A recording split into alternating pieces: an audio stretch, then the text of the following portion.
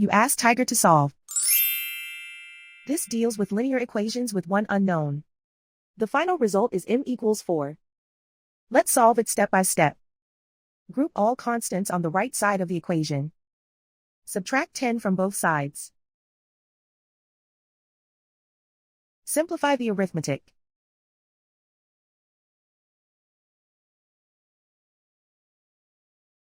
Isolate the m. Divide both sides by 12.